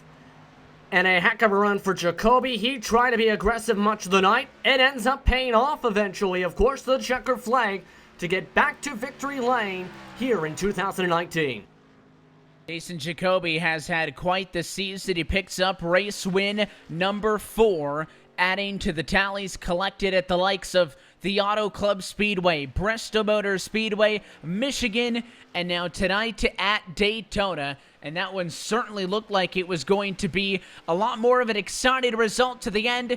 And as we take a look back and to kind of review this one, Justin, Gossett just had a really bad restart again. He got stuck behind the damaged car, was pushing the 2. I think felt like that wasn't going to happen. And when he went to the inside line, I think he was anticipating the 9 of George to go high. And what he wanted to do was fill that spot, and instead he just kind of drove through him. Yeah, again, not going to lift to this point. George at the same time is I think it's going to have the mindset of, it's turn 4. You're going to have to check up or drive through. And it looks like might have drove through. But it ended up killing George and Gossett's finishes overall. So it was not the best of moves in hindsight. But you're racing for the win. Gossett moved to the bottom for a reason, knowing Caldwell wasn't able to keep up through 3 and 4 with just the 2 of them. He tried to have the best move for the win and ends up killing them. And I think we wrecked about half of the cars that were left. It'll really shuffle up the running order as Jacoby, McBride, and Freitas are your unofficial top 3. As always, any time that there is an incident at the end of one of these races, it is subject to a post-race review. Just at a quick glance here, I don't think any of those 3 were involved in the contact, so they should be fine. But Jason Jacoby, unsuspectingly, has a 0.6 of a second advantage to the checkered flag tonight from Daytona. He's still celebrating all the way to the pit lane as he makes his way to victory lane. It is where we will catch up with him in just a moment. Before we do so, though, we'll take one final opportunity to step aside, and when we come back, we'll talk with the top finishers for the LSR TV post-race show from Daytona. Jason Jacoby's your winner. We'll be right back with LSR TV on the iRacing Esports Network. The most realistic online racing sim ever made. This is iRacing. Detailed laser scan tracks, fully dynamic real world cars, and over 50 series to choose from. 6 online world championships offering over $100,000 in annual prizes. This is the original esport racing game. This is iRacing.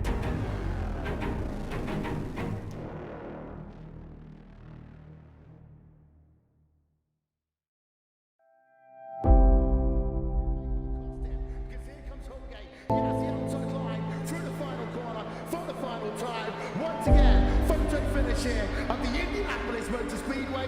Will it be Tim Hogan? It's going to be Christopher DeMeritt at the line.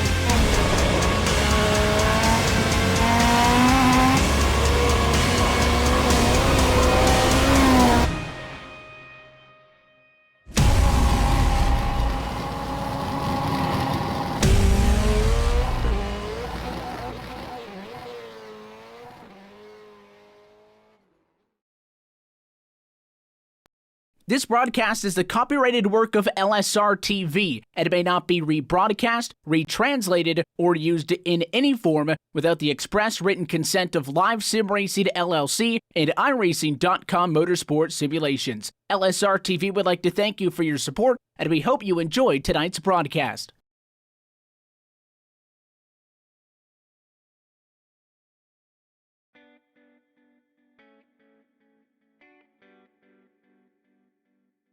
And welcome back live to the virtual Daytona International Speedway, where LSR TV's coverage of the 2019 Full Throttle RealSimRacing Cup Series, powered by SimRacers for Mental Health, continued with tonight's Fireworks 200 from the virtual Daytona International Speedway. The 16th race of our 2019 campaign has come and gone, and Jason Jacoby has picked up his fourth win of 2019. We'll chat with him and more in just a moment, but first we welcome you back into the LSR TV booth. Evan Pasoko, Justin Prince with you. Downstairs is our producer, Brett Wheeler. And Justin, let's look top to bottom at tonight's unofficial full race results after a thrilling run to the end, including a big wreck in the final time at turn number 4. So as they sit now, Jason Jacoby is your winner. Rhett McBride is second. Andrew Farinaj is third. We will go trackside and talk with all of them in just a moment. But then you also have Todd Novosad, Eric Stanford, great results coming home with top 5 finishes tonight. Skylar Shackelford walks away with P6. Brad Bohr is in 7th. Matt Miller comes home 9th. Jeremy Rittenberg, top 10 points in the number 9 spot. And rounding out your top 10s, the number 1 of Jeremy Bazemore. Scott Brotherton got through the incident to 11th position on the last corner on the last lap. That sent George and Gossett spinning to 12th and 13th at the time of the checker flag. Gonna be curious how the caution points lay for that one. Brian Chambliss went to 14th in his parachute, when Nicholas Caldwell, involved with the last lap crash, went to 15th. Blake O'Connell also finished off in 16th, while Shane Parrish finished 57 seconds back of the race lead, still on the lead lap though. He was also involved in the big one off of turn 4 in the final lap. First driver lap down was Anthony Fredericks. The rest of the drivers did not get to the line, were multiple laps down. Dylan C. Jones, Ashton Crowder, the first of those drivers. And continuing on through a lot of these drivers out of it and behind the wall, Sean Kalis gets 21st, and Andrew T. Jones is 22nd. William Kruska's 23rd, Daniel Eberhardt 24th, and Jeremy E. Miller in the number 25 position. Tom Morano's 26th, Kurt Rittenberg 27th, with R.J. Williams in 28th, Connor Horn in 29th, and at the very back it is David Washington, scored in 30th position. Is a look top to bottom at your LSR TV full race results. As always tonight, presented by our partners over at Ford Entertainment Group. FEGPC has been serving the iRacing community with custom-built affordable computers specifically built and tuned for iRacing. Your PC will come with everything it needs preloaded, so you can get racing as soon as it hits your doorstep. Get yours today and join the 600-plus iRacers already enjoying a Ford Entertainment Group computer. PCs to fit every budget from $540 and up. You can go online to www.fegpc.net and mention code LSRTV10 to get your build quoted today. Let's head down to RealSimRacing Cup Series Victory Lane, where we are standing by with the driver of the number 3 machine, Jason Jacoby, your race winner tonight from Daytona International Speedway. Jason, congratulations on another win. This one was quite the adventure, though, starting mid-pack, but not wasting your time to get up front. And then, of course, we had everything. Green flag pit stops, big wrecks, and a late run to the end. Thanks, Evan. That's right. It was very exciting, man, and I'm thrilled to come out on top. I think super speedways is definitely something I've been blessed with some speed at. Not just speed, but knowing to make the right moves. But I think the last few races I've run at them, I haven't been making the right moves, and I knew what to make, and I just didn't make the right moves. And tonight, I think I was able to do a better job of navigating the lines out there. And I want to thank everyone who pushed me. Nicholas Caldwell, Blake O'Connell, Thomas George at the end gave me a good push too, and it was just a lot of fun out there. Of course, with this plate track racing, it's funny because I was going to say we never know what we're going to get, but I think we kind of always know that what we're going to get is the unpredictability of it, and it looks like these race cars can drive great. You were one of the drivers that when you weren't leading outright, You were up on that third lane trying to make things happen. It looked like these cars had the ability to drive up and side draft with ease. I mean, you're still putting yourself in an uncomfortable position, but it looks like if you wanted to do it, you could. Just tell us about how they drove out there and how that affected what we saw.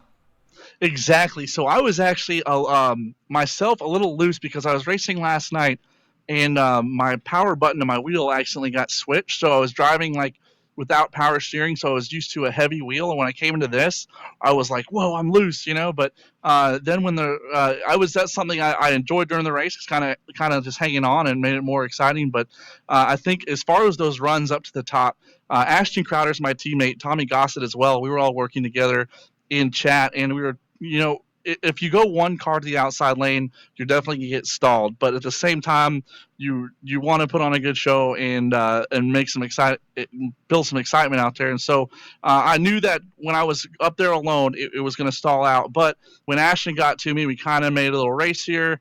And then when Tommy was behind him. So I don't think we ever were able to formulate a strong enough run to outright take the lead on the outside, with the exception of one time Ashton pushed me, and we both agreed that if I got clear, I was going to go down the track, and that's what happened. So thanks to Ashton and Tommy and those guys for pushing, because that helped me get the lead up top. And then, once I got the lead, it was just kind of running the bottom, maybe the middle a little bit, blocking a little bit to try to keep that lead.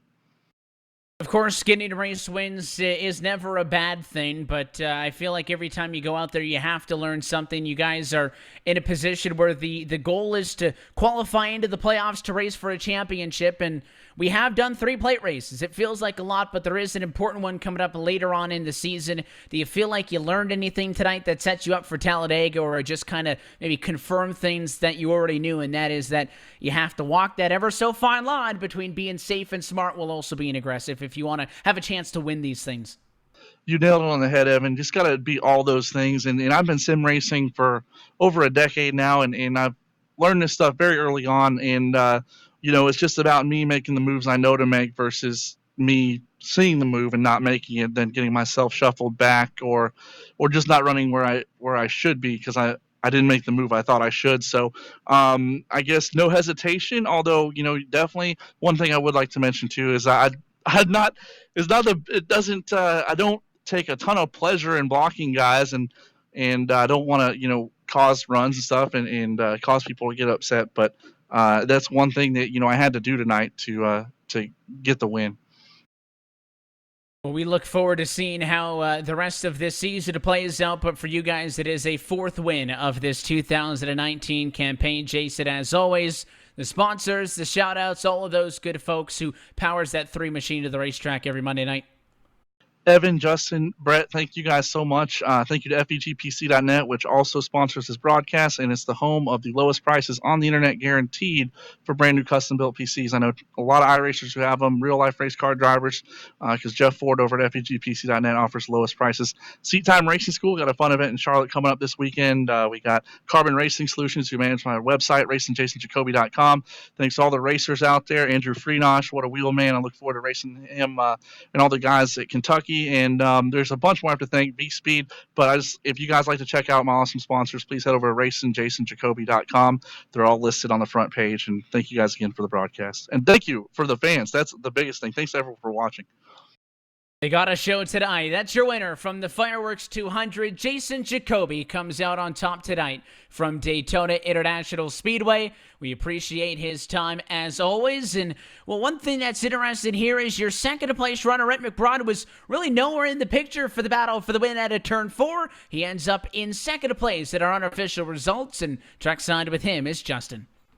Thank you very much, Evan. And, Rhett, let's start this off simply. From your perspective, how do you feel your night went, mind you, again, as that restart for the last time? One of the last cars in the lead, packed without damage in this field. It went pretty much to plan. I mean, I didn't want to get up in the front until 10 to go. I just didn't want to be up there because what happened. So, but yeah, it went pretty good for me. I mean, I thought I wasn't gonna make it. Right there before the last restart, I don't know, caught. Somebody got out of shape, and I ended up getting hooked in the rear, and I got lucky and was able to keep the car from getting too damaged, and held it in the middle of the track. And yeah, it was just luck to be around at the end, which is what all I wanted to do tonight anyway. How difficult is it, in your opinion, to try and make sure you get towards the finish line? Because as you said, you were a part of that group that wanted to stay in the back and keep the car clean for those final 10 laps. How difficult is it to try and, in part, keep that strategy because of the urge, of course, to try and, race essentially to gain spots, but also essentially the difficulty of being able to race this kind of a package now where you don't have the restrictor plate now, it's with the tapered spacer. Yeah, I mean, it's, as far as wanting to go up there and race and having to kind of hold yourself back, it was not that way at all for me. The package is so easy to drive to the front. I mean, you literally can go from dead last, as long as you're still connected to the front pack, you can go from dead last to the top 5 in 2 or 3 laps. I mean, if you get the right runs. So I wasn't worried about that, and I had no desire to get up there. It was like Andrew and I were both saying, I think he was doing the same thing. And we were coming off pit road a lot of times in the mix and really didn't want to be up there. So it was more of a stressful trying to get back to the back again. So that's the first time it's been quite like that for me on one of these super speedways. But yeah, I had no interest in being up there until the end of the race. I just wanted to be there at the end of the race to have a chance. And in the end, you get up to second spot with the crash off of turn 4 and gain an air spot in the point standings. You're up to 9th, by the way. Next race, though, we head back to the craziness this year that has been the 1.5 miles, Kentucky.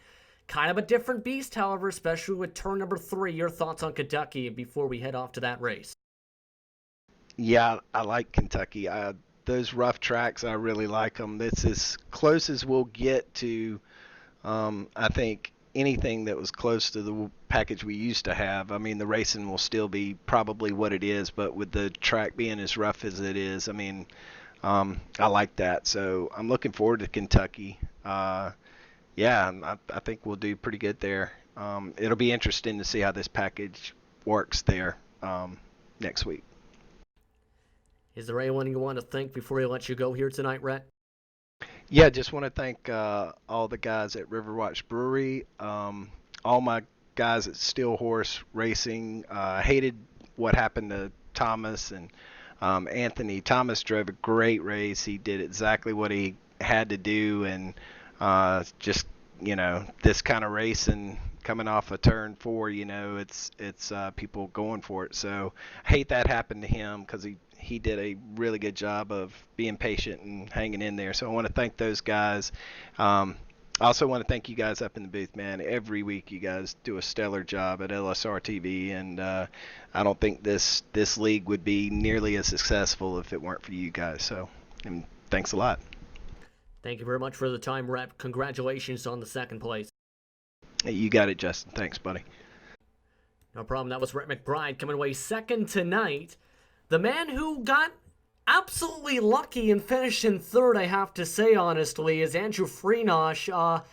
Andrew, correct me if I'm wrong, I think this is the best finish you had a restrictor plate race after flying in the air at Daytona and getting involved in the big win at Talladega. Your thoughts? Yeah, I have no idea how that happened. They wrecked on the last lap. We came by and got third. Talladega actually caused the big one, so happy I didn't wreck anybody tonight, and we'll take a top 3 and move on. Now, we heard it from Rhett McBride where he didn't want to get up to the front. I noticed this with some of the Aegis cars. Your team stayed at the back much of the day. Was that the strategy? If so, what was your take on trying to be patient until the final 10 laps? Yeah, we were, for the most part, we were all working together, just staying right around the 15th spot, all of us just. And I think there was a caution there, and somehow I ended up 6th. I said, all right, I guess it's time to go. Didn't really want to be up there that quick, and I think we got in about 3 wrecks. So we just kept going to the back, and the car wasn't destroyed every single time, was able to fix it. And, I guess riding in the back kind of worked, but, half my teammates got wrecked, so I really don't know. Just, that was our strategy, and kind of worked, kind of didn't. Well, it kind of worked at least to get a top 3, and for some of your teammates like Derek Stanford to get in 5th position. But one of the things we talked about a little bit on the broadcast again is if you get any type of damage with this race car, it can really hurt you, especially if you're, say, the lead car. What was your kind of situation, your opinion, with the damage after getting involved with 3 incidents as the damage snowballed as the event went on? The first time, I think we had 26 seconds of damage, and that was from getting rear-ended. And that definitely hurt because I could not lead a pack, or when I went to the outside by myself, if I didn't have any help from behind, I just kind of dropped like a rock. The second time, I think, was 45 seconds, and that was getting doored on the right side.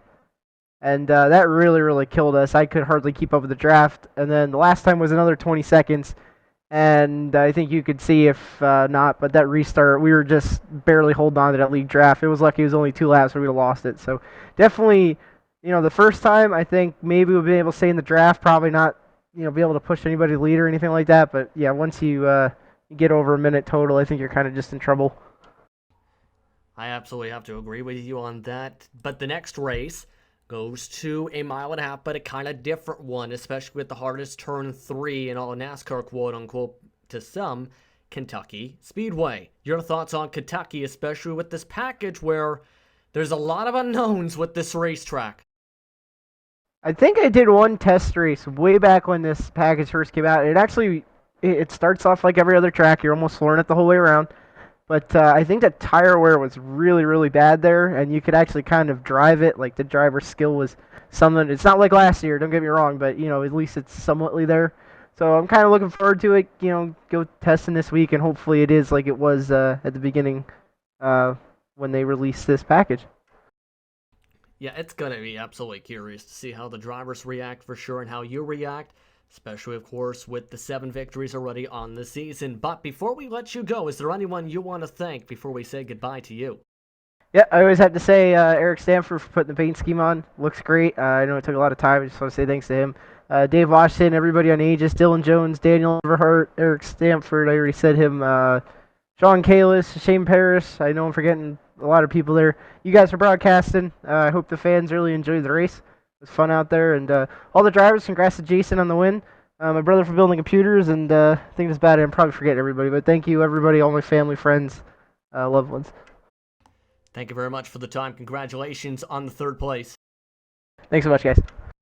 That was Andrew Freenush coming away with 3rd tonight. Evan, someone with a bit of horseshoe. Now the question is, how do the drivers respond and how do they take Kentucky next week? Yeah, it's a little bit back to business as we head to the Kentucky Speedway in about a week's time. As always, big thanks to top 3 tonight, Jason Jacoby, Rhett McBride, and Andrew Friedage. The full race results, which have been going across the top of your screen, and which we noted when we came back from the commercial break there, is unofficial, pending a post-race review if anybody is deemed to be at fault for any of the late race incidents on that final restart. So I don't suspect that will change our top 3, but some of the other positions here and there may shuffle around, but I don't think any of those are going to have too big of an effect on the night or on the point structure. I think that, we saw a very Daytona race. It's kind of a broken record that I say that I think every time we come to this joint, Justin, but we had our green flag pit stops, and then we had that measly caution, just shy of what would have been that final cycle that kind of threw it all into disarray, and in good old plate track style, they went at it.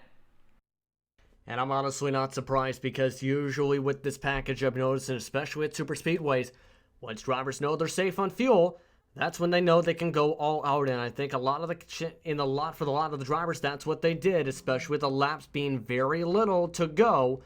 And it ended up snowballing to a couple big ones. But again, Jason Jacoby had one of the fastest cars tonight, ends up taking home the checker flag this evening.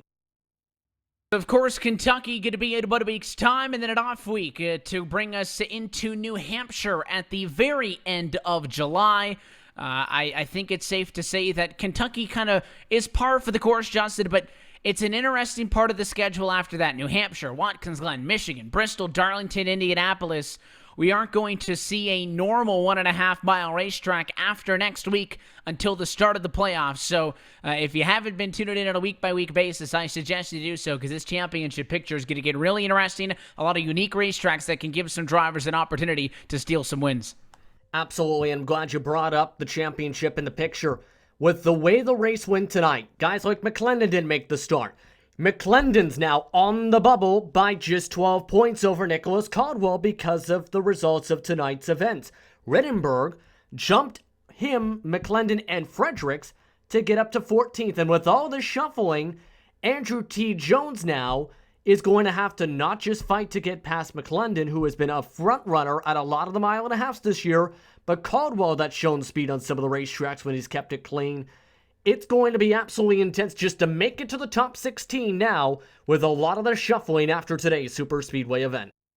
But all of that, round number 16 falls into our rearview mirror. That's it for us tonight from the Daytona International Speedway. As always, big thanks to the entire team over at LSR TV, the folks behind the scenes who are up at the booth and in the production trailer night in and night out, and for your broadcast team tonight. For myself, Evan Pasoko, for Justin Prince and Brett Wheeler, want to thank you for tuning in and congratulate Jason Jacoby, winner tonight under the lights at the World Center of Racing. We will return in 1 week's time. More action next Monday, July the 15th. For round number 17 from the Kentucky Speedway. That race and every race of the 2019 Full Throttle RealSimRacing Cup Series can be found right here on LSR TV, your home for sim racing. Until next time, good night from Daytona.